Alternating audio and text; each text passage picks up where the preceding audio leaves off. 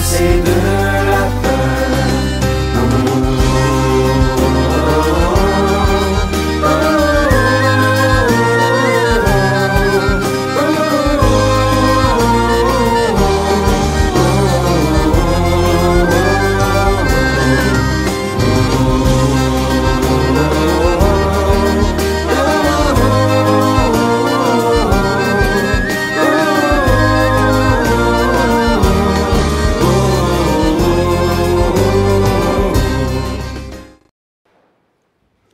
Avant la lecture du texte qui nous est proposé à la méditation, je vous invite à la prière.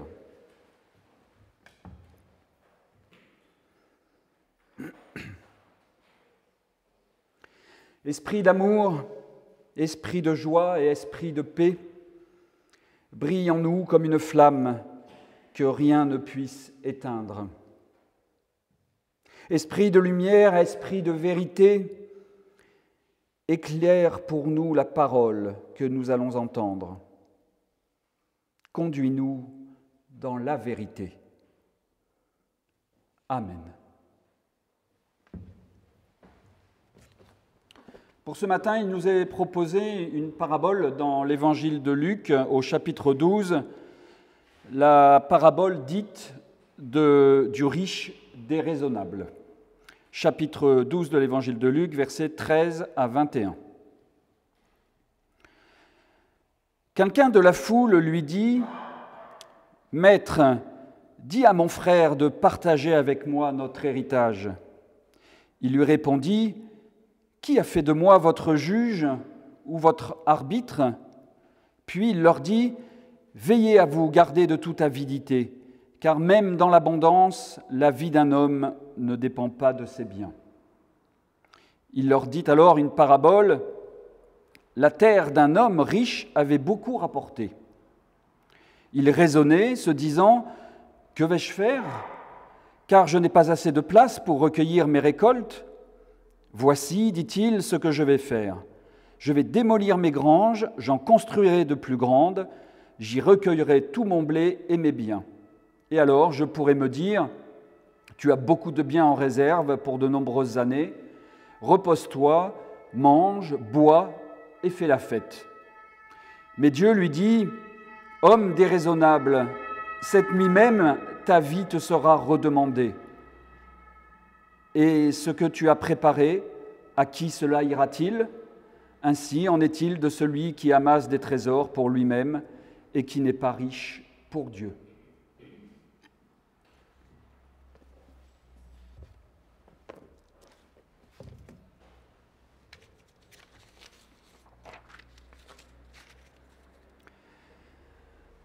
Chers amis, chers frères et sœurs, s'il y a bien quelque chose que j'ai retenu de mes nombreuses années d'études à la faculté de théologie, c'est qu'il faut se méfier des apparences avec les paraboles.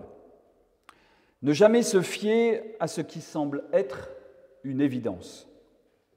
À la première lecture de cette parabole, il y a de quoi culpabiliser si nous avons la chance d'être propriétaires de terre et d'avoir une affaire qui tourne.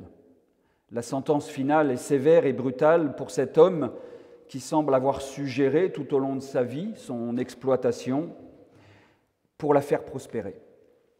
Faut-il y voir ici une allusion au début du livre de Job, où celui qui pense avoir tout fait correctement pour plaire à Dieu se retrouve condamné au plus grand malheur. Beaucoup de jeunes agriculteurs aujourd'hui aimeraient avoir la réussite de ce personnage de la parabole. Mais à l'inverse, comment se sentir concerné par ce récit quand on n'est pas imposable, quand nos comptes en banque sont proches de zéro en fin de mois et quand un décès d'un parent survient et qu'il n'y a rien à se partager entre frères et sœurs? Mais est-ce réellement le message évangélique, la bonne nouvelle que nous pouvons retenir de ce récit? Comme toujours dans les paraboles, Jésus utilise des images qui parlent à ses auditeurs, des images du quotidien. Le texte nous dit un peu plus haut, au début du chapitre 12, qu'ils sont des dizaines de milliers à l'écouter.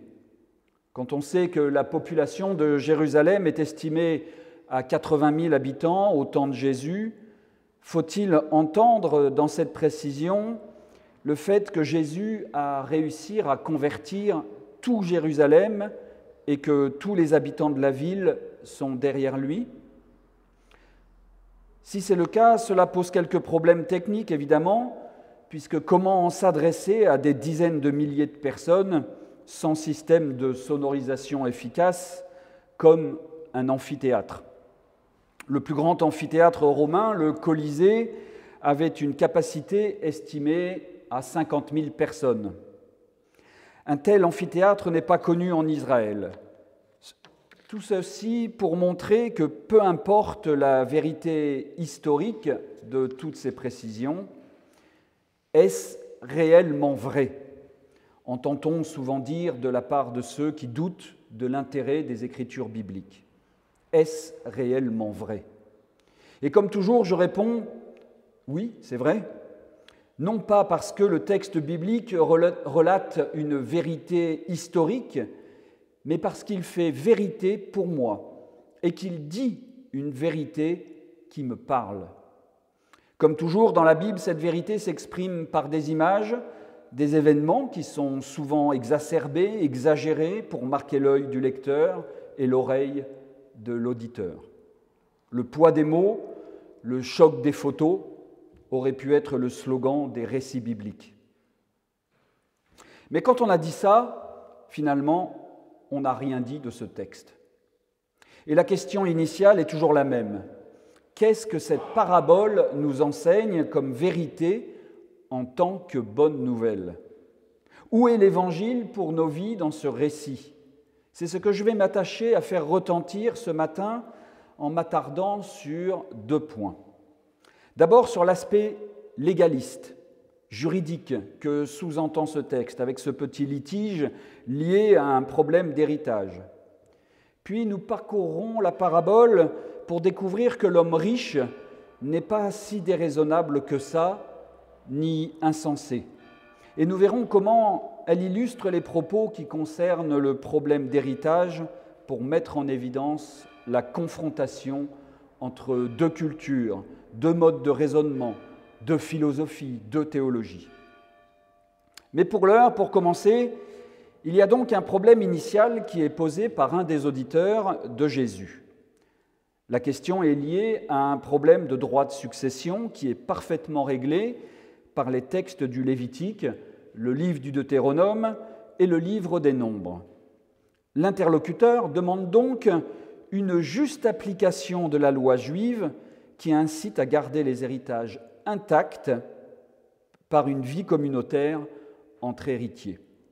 La loi, c'est la loi. Combien de fois entendons-nous cette sentence? Il suffit d'appliquer la loi et tous les problèmes devraient être réglés. À la demande de l'auditeur, Jésus répond qu'il n'est ni juge ni arbitre.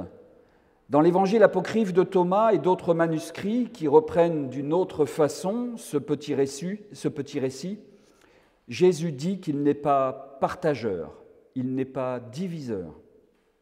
Jésus ne veut pas s'inscrire dans la lignée de ceux qui veulent appliquer strictement la loi pour résoudre les conflits. Cette idée de partageur, de diviseur, de répartiteur, pour être plus proche des manuscrits grecs, me fait penser à 2 choses. D'abord, Jésus ne veut pas partager quelque chose qui ne devrait pas être partagé par la loi. Parce qu'en partageant, il divise aussi la fratrie, qui, comme je l'ai dit, devrait habiter ensemble pour profiter entre frères de l'héritage. Et c'est ce que rappelle le psaume 133, et je cite, « qu'il est bon et qu'il est beau pour des frères d'habiter ensemble ». Mais le second point, c'est le fait si Jésus devient partageur, c'est créer la zizanie au sein de la fratrie. C'est créer la division au sens des relations entre hommes et ici entre frères. C'est rompre une harmonie que Dieu a voulu. Celui qui divise, par ailleurs, c'est celui qui se fait appeler diable. Jésus est celui qui unit et qui rassemble. En tant que chrétiens, en tant que disciples du Christ, nous ne sommes plus sous la loi de l'Ancien Testament, mais nous sommes appelés à obéir aux 2 plus grands commandements des évangiles. Dans l'évangile de Matthieu, Jésus donne le plus grand commandement, le premier des plus grands commandements. Tu aimeras le Seigneur ton Dieu de tout ton cœur, de toute ton âme et de toute ton intelligence. Et le second plus grand commandement lui est semblable, continue Jésus. Tu aimeras ton prochain comme toi-même. Dans l'évangile de Luc, 2 chapitres avant notre récit d'aujourd'hui, un spécialiste de la loi interrogeait déjà Jésus sur des questions d'héritage. Jésus lui répondra d'abord par un rappel des 2 plus grands commandements, puis par la parabole du bon samaritain. Dans le récit d'aujourd'hui, l'homme qui s'exprime pour la question d'héritage est-il celui qui veut diviser la foule qui se réunit pour écouter Jésus ? Ou est-il simplement le porte-parole d'une foule immense de la dizaine de milliers d'hommes venus écouter Jésus ? Et par extension, est-il notre porte-parole à nous aussi aujourd'hui ? Se fait-il le porte-parole de tous ces hommes et femmes qui vivent sous le joug d'une loi qui devient de plus en plus forte, pesante et insupportable ? Un porte-parole pour des dizaines de milliers d'hommes qui se rangent derrière la loi pour régler des conflits ? Un porte-parole pour l'humanité ? Je suis dans mon bon droit, entend-on régulièrement. Qui ne s'est jamais rangé derrière une loi pour clamer son bon droit ? Le droit des salariés, le droit des malades dans un hôpital, le droit des enfants, le droit des femmes, le droit des parents divorcés. Même un contrat de mariage est une question de droit et non pas d'amour. Le droit nous envahit dans nos jardins aussi en nous disant ce que nous avons ou non le droit de planter. De nombreuses semences sont interdites pour éviter la prolifération de maladies. Dans nos cuisines et dans nos recettes de cuisine aussi, la loi s'impose en légiférant sur les ingrédients autorisés ou non. Dans nos églises, avec le droit de la laïcité. La guerre aussi a son droit. La crise sanitaire avec la Covid-19 a exacerbé cet aspect du droit avec de nombreuses obligations ou interdictions destinées à protéger l'humanité d'une crise majeure. Heureusement d'ailleurs qu'il y a ces droits qui nous protègent, qui protègent notre santé, qui protègent nos libertés aussi, qui protègent des victimes de guerre ou de désastres écologiques. Un droit qui est bien souvent là pour protéger les plus faibles et non pas pour les asservir. Mais ce à quoi Jésus nous invite ici, c'est à un décalage. Il n'est pas un homme de loi, dit-il, en se déclarant ni juge, ni arbitre, ni partageur. Si vous voulez régler ce problème d'un point de vue purement légal, adressez-vous à des juristes, semble-t-il vouloir dire. Jésus intervient, lui, sur un autre plan. La parabole qui suit vient expliquer sa position et il l'illustre avec l'histoire d'un homme qui a tellement bien réussi sa vie professionnelle qu'il en meurt. Et ce sera mon second point. Parmi les titres que nos Bibles modernes ont donnés à cette parabole, il y a la parabole du riche déraisonnable pour la nouvelle Bible second, ou alors la parabole du riche insensé pour la Tob ou la nouvelle traduction en français courant. Cela vient de nos traductions les plus courantes du verset 20, où Dieu traite l'homme de déraisonnable en français. Mais le mot grec du verset 20 n'a rien à voir avec le verbe raisonner du verset 17. Il signifie plutôt sans esprit, sans cœur, sans jugement. Le cœur étant la source de l'âme, de la vie. Le cœur de l'homme est le centre intime de la décision et de la vie.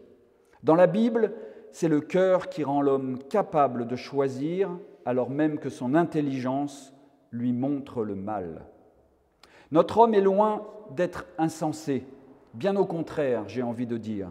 Il anticipe, sur ses récoltes, il fait fructifier ses terres, il est même très intelligent. Ce que lui reproche Dieu, c'est de ne pas laisser de place pour l'esprit, pour le cœur. Dans la parabole, au verset 17, le rédacteur nous dit que l'homme raisonne.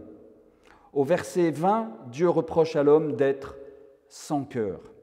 La parabole met en évidence la confrontation entre deux modes de raisonnement, deux cultures.